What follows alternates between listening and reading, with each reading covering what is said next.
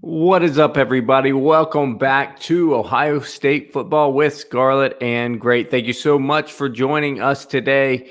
As always, we appreciate your presence here watching the show. We ask humbly, if you really appreciate this video, if you think Michigan fans are delusional, please like this video. If you think that the Michigan Wolverines are delusional, this is one of the fan favorite segments, Delusional Fan of the Week. As always, we please ask that you help us get to 2,500 subscribers by season kickoff. We're close. Season is almost there. Help us get to 2,500 subscribers.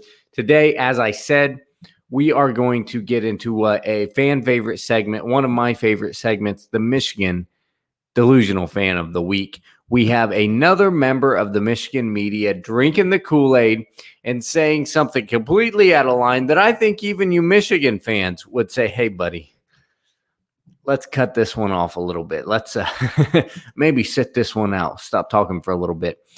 Before we get into the video, guys, into the content about the Delusional Fan of the Week, I want to make a quick plug for the event coming up September the 11th. Ohio State versus the Oregon Ducks. The Charging brand partnered with Menace 2 Sports, and I will leave a link to how you can get tickets down in the descriptions.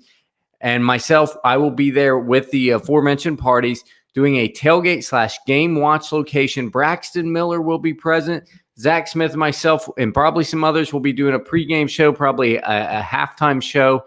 And we'll also emceeing the event. This will be a fun event. You can bring the whole family. Food and everything is included with your tickets. Hang out with Braxton Miller, a bunch of Buckeye fans, and get loud and rowdy while we watch the Buckeyes take on the Oregon Ducks on September 11th. I hope to see you there. I really, really do. Come up and say hi. All right, guys, let's get into this segment. The Delusional Fan of the Week comes from none other than Brandon Brown, publisher of the Wolverine Digest of Sports Illustrated. Brandon has a tweet, and I'll just read off the quote. It says, "I'm not saying Cade McNamara is going to be a Heisman candidate." This is in response to a Sports Illustrated, list of preseason watch list of Heisman candidates. "I'm not saying Cade McNamara is going to be a Heisman candidate. And I don't know how good Michigan will be, but leaving him off this list seems borderline disrespectful." What? Why? I was left off the list. I have just as much shot at getting Heisman as Cade McNamara does. Why is it not disrespectful that I was left off the list? This might be the worst take I've ever heard. I say that, though. I use that loosely. Each Delusional Fan take of the week seems to be worse than the one before. Here are some reasons why that Cade McNamara should not be on any watch list and isn't on any watch list. By anybody with the ability to spell cat, this is what you're thinking of why he should not be a Heisman candidate or even a dark horse. Limited experience. He played in around 4 games last year. He actually got good work in 2 games. His best performance was 260 yards against Rutgers. He threw 48% against Penn State. I think last year, 60% is what he threw for. Okay, not terrible, but Heisman watch list. The kid didn't show you anything last year, show anybody anything to make anyone think, oh, watch out for this kid, Heisman watch list. I think Pro Football Focus, which isn't gospel, but has him somewhere around 70th of returning players, 70th best, or maybe it might be quarterback, 70th best. Heisman hopeful? Come on, Brandon. All right. So that's just a few facts on why the kid is just a decent looking, okay quarterback. What about the team? Maybe you say, well, maybe he's on a team, right? You put a kid who just looked okay the year before at a school like Oklahoma, Lincoln Riley. I say, okay, maybe he is a dark horse for the Heisman because of where he's at and their system and what they like to do.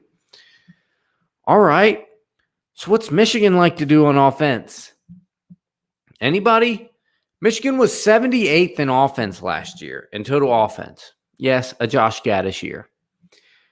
Michigan's offense under Jim Harbaugh, since he came in 2015, has never averaged 450 or more yards a game.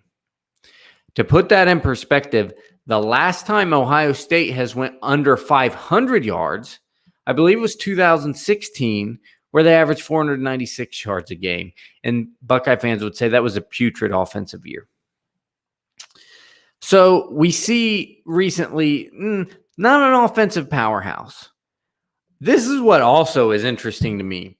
The powers that be last year thought that Joe Milton was better than Cade McNamara because Milton got the start. So everybody watching them in practice, watching them perform, watching them compete, right, looked at the two and said, I think I'm going to go with Joe. Then we saw what Joe put on the field, and we had to say anything's better than this. Anything, we got to try something else. So the guy that sat behind the guy that wasn't very good probably will be much better now that he's at a new school. So he was the guy that sat behind the guy that wasn't very good on an offense that's behind the times who isn't very good. That's odd. That's odd that you would think he might be a Heisman candidate. Josh Gattis and Jim Harbaugh together had a former 5-star quarterback by the name of Shea Patterson. And what did he do? Nothing near Heisman contention. And he was undrafted. So what you really have is a kid who was the 268th best recruit in the class of 2019, who was an okay backup quarterback last year, who sat behind a bad quarterback with bad offensive coaches. Why would this formula come together and produce a Heisman Trophy contender?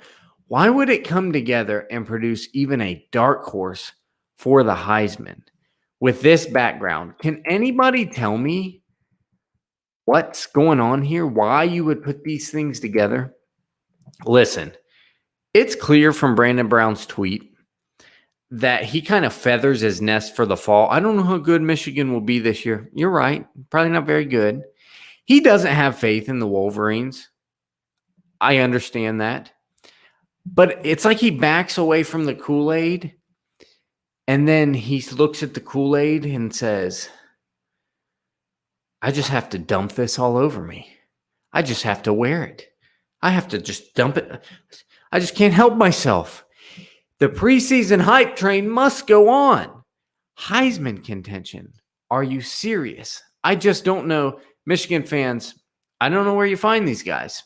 I really don't. I have no clue where you get these guys. This was a fantastic Delusional Fan of the Week take. This is one of the best that I've ever heard. Recap quickly. You have a kid that was a backup to a kid who was really bad last year with really bad offensive coaches, who was the 268th best kid in his class, that you have people saying it's disrespectful to leave him off of a Heisman watch list. Well, guys, I guess we're just going to be disrespectful today because we live here in reality. Thanks so much for listening to this. Come back next time. As always, goodbye. God bless, and go Bucks.